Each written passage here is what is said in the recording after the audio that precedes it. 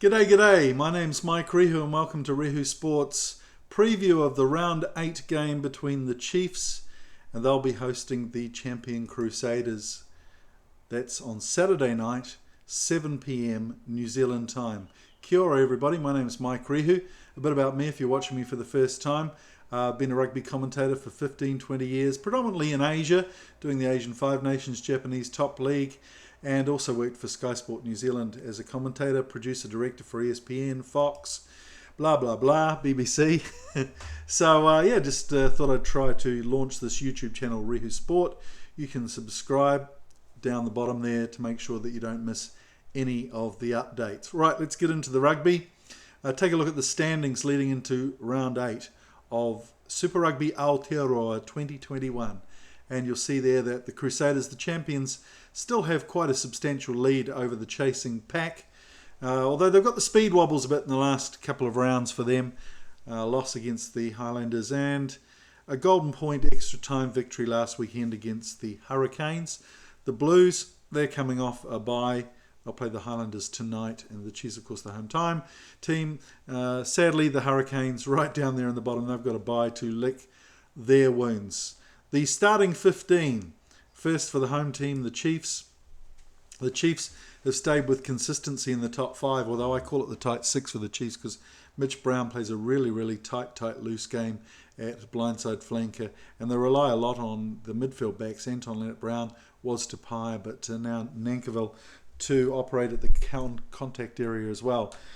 Big news in terms of the team changes. Lachlan Bashir is back after a long injury period, and it's a great time for him to underline his potential and credentials for the open side flanker spot for the All Blacks, with Sam Cane out. Of course, Dalton Papali'i and Ardie Savea were the front runners for that one. Karifi's in there, I guess, as well. But if Lachlan Bashir can reel off a couple of good rounds here, he could be one of the people that gets his name into contention for that 7.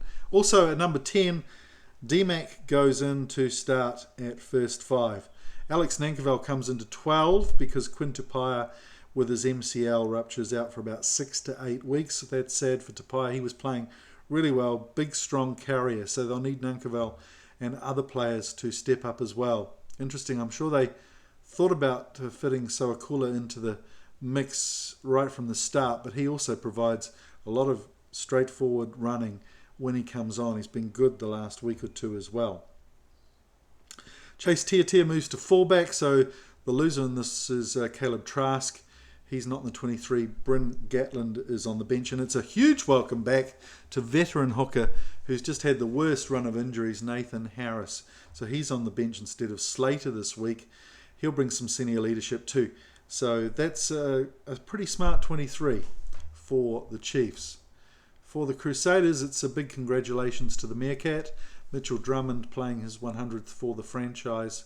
And it's all changed for the Crusaders. Basically, the tight 5 has all changed. Bauer comes in for Joe Moody. He's got an injury under his big toe. At least 2 weeks to see the specialist.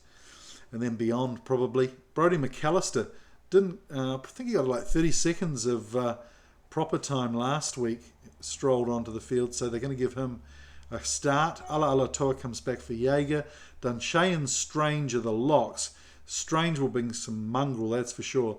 And they're taking the captain and put him, Scott Barrett, into blindside flanker. It's all changed in the loose forward trio as well. Scott Barrett, as we said, the Colonel comes in at open side flanker, and the brave warrior Ethan Blackadder at number 8, which I think is a great decision. Sadly, Grace hasn't been fantastic in 2021. It's been a little bit passive, and I get the feeling that with his long, lean shape, he's probably more of a 6. We've seen the squat ball runners like Savea and Sotutu do really well at 8. That's what you wanted an 8 now, I think, off set piece. And Grace really hasn't provided that for the Crusaders. The Centurion, as we say, Drummond, Monga, he's a constant. Bridges looked a lot better last weekend than he did the first week out, that's for sure. Havili was the hero against the Hurricanes. Whainga Anuku showing that he can play centre as well. Needs to work on his defence a bit. And Will Jordan. So looking at the bench, Cody Taylor gets a spot on the bench this week. Tuangafasi, we haven't seen him all season, comes in at loose-head prop.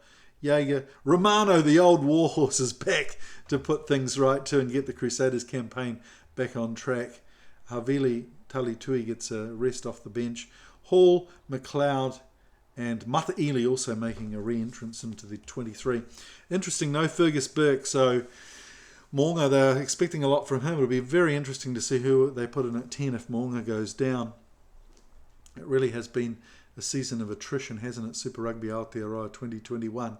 I guess Havili will go into 10, showing what he had last weekend with that last-minute drop goal. All right, things to look out for. It's really important that the Chiefs continue their momentum. It was really easy for them in the end to lose 11 in a row. Why can't they win 11 in a row? They've got 3 in a row so far. They're looking confident. They had the ability to get out of a tight spot against the Highlanders last weekend. Leaders stood up. It was great. Can D-Mac do it for 80? There's a lot of contention around whether he's a first five or a fallback. People tend to think that he can come in at 40, 50 minutes and step up to fly half when there's tired legs. So the onus is on him to prove he's an 80-minute footballer at number 10.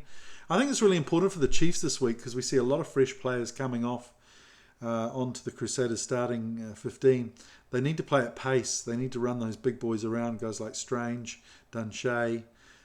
They need to run them round and play at pace. I think that's probably going to be the successful key for them this weekend. So the Crusaders to get there, I mean, look, they're at the top of the table. No need to panic. But obviously they've realised they've had a bit of a team talk and said, let's get some of these fresh players in, provide some energy. We've seen how other teams have used that for the good, but they haven't probably gone out as wholeheartedly as the Crusaders have, really changed the pack for this week. And I wouldn't imagine they're underestimating the Chiefs by any means. So Lucy's in contact's been a really important one. I talked about Grace being passive, but really their trio has really not been that good in contact all season, really. That's been one of the weaknesses for the Crusaders for me this year. The new tight five, they need to step up, show cohesion, make sure they secure the line-out ball. It shouldn't be an issue. They've got some big jumpers there, and they may put pressure also on the Chiefs as well. They've got a young jumping duo at lock who've fought really bravely. I really liked Tupou Vai last week. I thought he was very Itoji-like, the way he got in around mauls, made it really niggly. But we're talking about the Crusaders here. I think also Will Jordan needs to step up here too. He's almost played himself out of contention for fullback with Mackenzie and Barrett doing so well there. He really needs to tell people that he's ready to be an All Black again after last season. There seems to be some hesitancy. I don't know how his head is. He's had an issue with concussion. Has he got the confidence? He needs to play with some confidence, some smoothness. Needs to inject himself with pace this weekend. So my pick for this game, actually putting myself on the spot here because I haven't really thought about it magnificently, but I reckon the Crusaders with their fresh legs might win this game just through giving everybody a chance in their squad and giving some of those fringe players the chance to step up. There's some great quality players there. We see Dunshea has never let anybody down. Sanders, they're all magnificent players in their own right. I reckon it's their chance to shine, and I think they might put things right for the Crusaders and just show that they are a squad rather than a team of a core of 12 to 13 All Blacks. So let's see if my prediction comes right. I reckon Crusaders by not much, maybe 5, maybe even another golden point, dare I say it. So just checking again the fixtures for round 8. So this is Saturday night we've been looking at. Tonight the Highlanders play the Blues at Forsyth Bar, so that's going to be a good game as well. Hope you enjoy this weekend's Super Rugby Aotearoa coverage. Don't forget, subscribe down there to Rehu Sport. Trying to make a go of this. Hopefully you found this informative, entertaining. Can't wait for the rugby tonight. I'll be on Rugby Pass giving player ratings. Look out for that as well. Take care. Have a great weekend. That's bye for now. And this production has been brought to you from Tahu Films. Adios and take care, amigos.